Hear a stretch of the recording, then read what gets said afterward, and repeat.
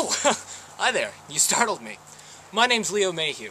I'm an AmeriCorps volunteer with the Maine Conservation Corps, and let me be the first to welcome you to the Rachel Carson National Wildlife Refuge.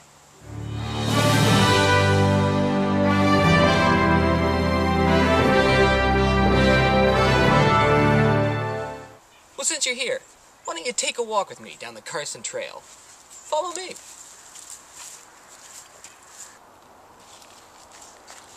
You've been given an amazing opportunity to work for the Rachel Carson National Wildlife Refuge. I hope that this quick look at some of my accomplishments during my term will aid you in yours. The Rachel Carson National Wildlife Refuge has been blessed with a long line of Maine Conservation Corps members, and each and every one have left behind a detailed portfolio of their time spent here. Feel free to peruse them. They're a big help when you're getting started. Also, the P drive is your best friend. If you have any questions, a quick search usually gives you the answer. What's the sense in reinventing the wheel? And remember, the staff at the Rachel Carson National Wildlife Refuge are friendly, knowledgeable, and willing to help. Go to them with any questions that you have. But first, let's take a look at the refuge's namesake, Rachel Carson. As you may already know, Rachel Carson was a world-renowned environmentalist, biologist, and author who dedicated her work to illuminating the connection between human beings' actions and a negative impact on the environment. Her greatest work, Silent Spring, illuminated the adverse effect of chemical pesticides on the natural world and changed society's viewpoint on its own impact. Unfortunately, the victim of cancer, Rachel Carson died in 1964. But this refuge was renamed in her honor in 1969 and vows to this day to follow her teachings, most specifically in never using chemical herbicides or pesticides in its management practices. Let's take a look at the refuge now. The Rachel Carson National Wildlife Refuge's 11 divisions span 50 miles of southern Maine coast, from Kittery to Cape Elizabeth, and includes a diverse range of habitat, from forested upland, early successional shrubland, barrier beach dune, and most readily visible from the Carson Trail, the tidal salt marsh.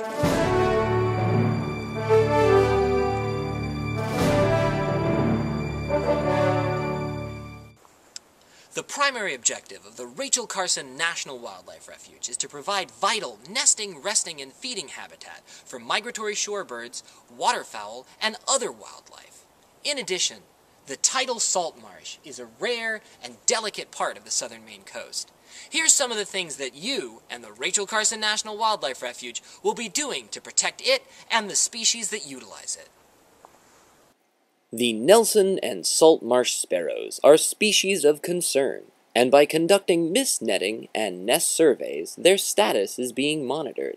Through other surveys, such as nekton sampling and sets, we are provided with important biological information to ensure the proper management of the salt marsh.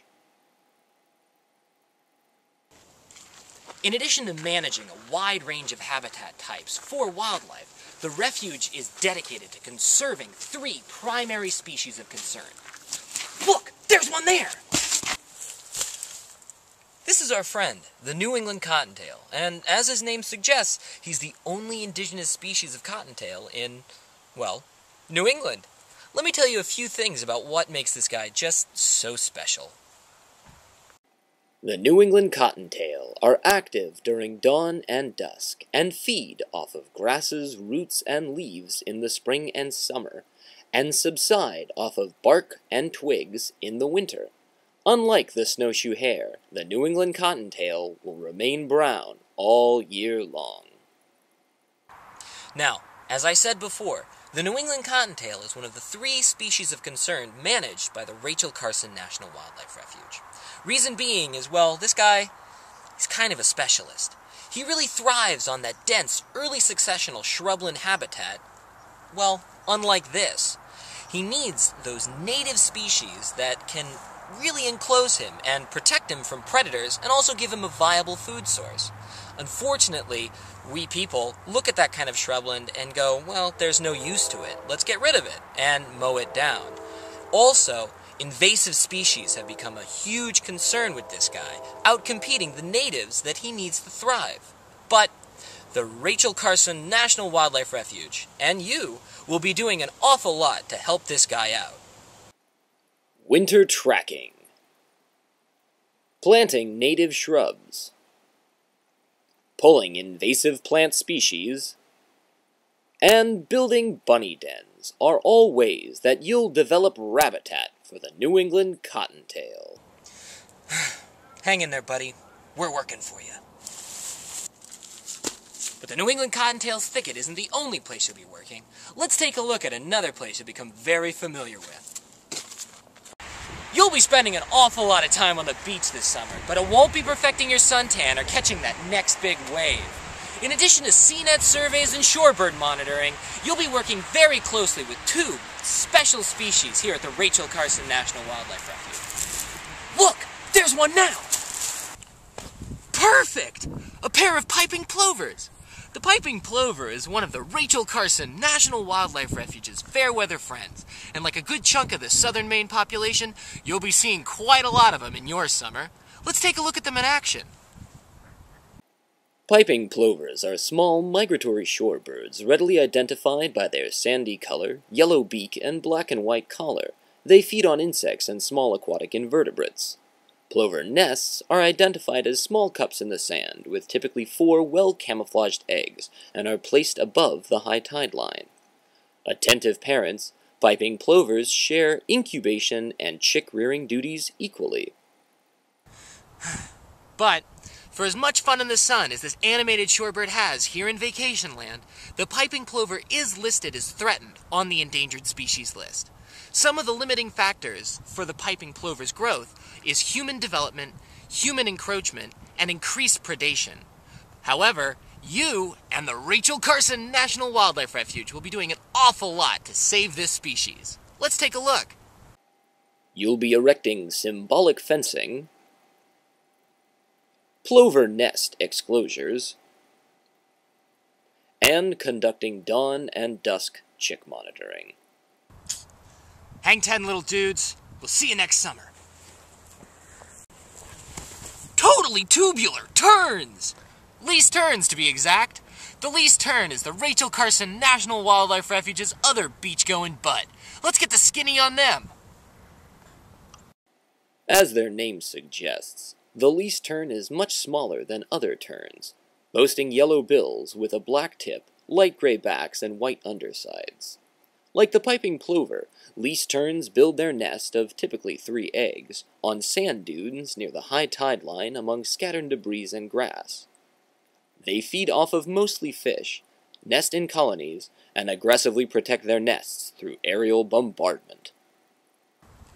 Well, aside from their awesome attributes, the least terns share much more than a nesting habitat with the piping plover. They're the 3rd species of greatest concern for the Rachel Carson National Wildlife Refuge. And here's what you'll be doing this summer to help protect these guys. Establishing and maintaining electric net fencing around the colony as a predator deterrent, and conducting nest and chick surveys. Cowabunga, dudes!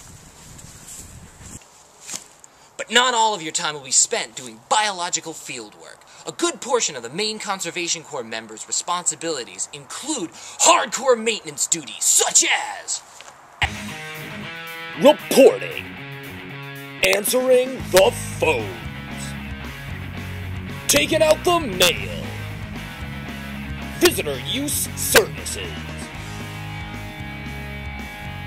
Cleaning the Refuge HQ. Taking out the recycling. Taking out the trash. Facilities management. Vehicle maintenance. And of course, trail work. Your supervisors at the Rachel Carson National Wildlife Refuge are dedicated to providing the Maine Conservation Corps member with ample training opportunities and utilizing that training in their management practices. Some of the other things you may have the opportunity to do this year are educational trainings, vernal pool monitoring, invasive species removal, native shrub propagation, CNET and shorebird monitoring, prescribed fire operations, public outreach, interpretive education, service learning, volunteer management, and building community partners. Whoa! Looks like you're gonna have a busy year. Your adventure will take you all throughout Southern Maine, and maybe into other parts of Region 5. But regardless, your home base will always be here, at the Rachel Carson National Wildlife Refuge's headquarters at 321 Port Road in Wells, Maine. Here, you'll be able to meet and work with some of the best staff that the Fish and Wildlife Service has to offer. Let's take a look at some of the lasting relationships you may be able to forge with your term.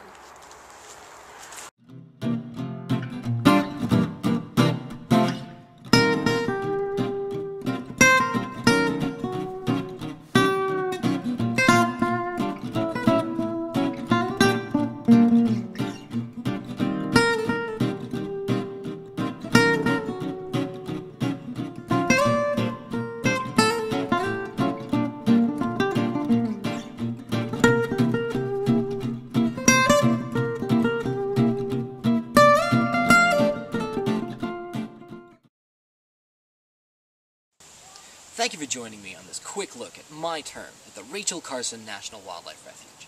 As you can see, the refuge is a phenomenal place to work, full of dedicated, conservation-minded individuals who are striving to protect Southern Maine's natural resources. As Rachel Carson once said, "Those who contemplate the beauty of the earth find reserves of strength that will endure as long as life lasts." I hope your term fills you with as much of a sense of wonder as mine has for me. Thanks again, and have a great year.